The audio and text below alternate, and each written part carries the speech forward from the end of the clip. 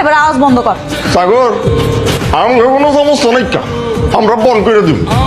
তাহলে ওগো কয়া আমগো সামনে এক হারা কান ধরে কই দইব সরি। ও ঠিক কইছেন খাউজান।